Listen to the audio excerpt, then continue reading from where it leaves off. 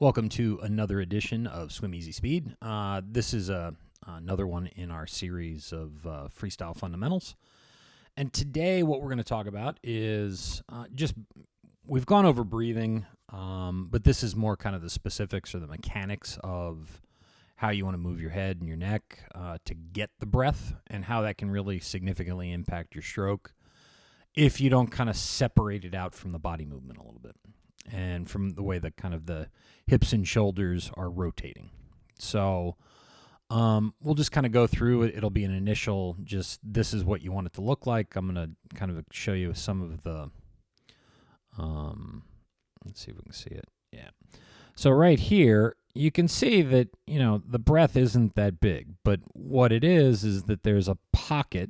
So from this bow wake, and we're going to get another view of this more kind of closer to the surface.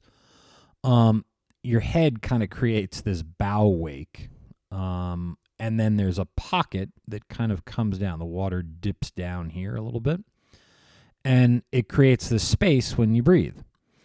So you don't have to rotate your head way to the side. So ultimately what we want is just one goggle out of the water, one goggle in the water.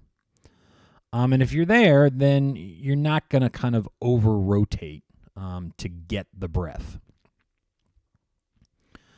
And so we've got an overhead view. I've got another athlete here that I was working with. And you'll be able to see, let's see if we can zoom up. Yeah, there we go.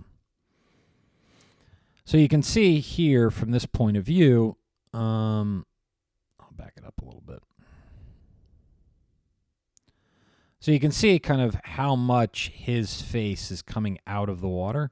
So you can see kind of the goggle there, and this is an overhead view. So, if you can check the weather, when you breathe, you're rotating too much. And you can really see, here it looks like just from this point of view, his shoulder is pretty much 90 degrees off the plane of the water. And then what that does is, so if we go forward a little bit, and you can see it in the feet right there. And we've looked at this before where those feet kind of splay out like that.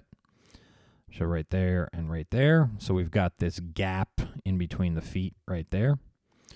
That's all drag that you're creating, and it's all just because you're trying to stabilize your body in the water.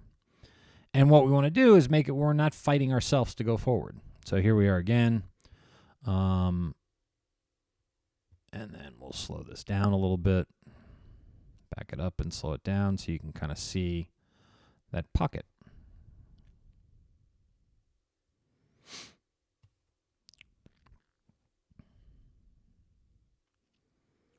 So you can see right there that pocket's kind of forming, and the head's just knocking all that water out of the way. And there's just that nice little pocket right there where you can breathe. And it doesn't look like much, but it's enough to get a breath.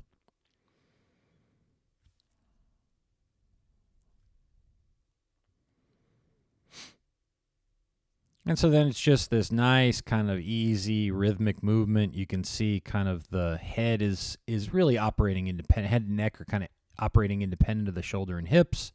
So you're not having this whole huge movement that happens when we're trying to get a breath. And it doesn't get in the way of our stroke. It doesn't get in the way of kind of us trying to move forward, and really just helps us get the breath and keeps us moving forward in a very straight line.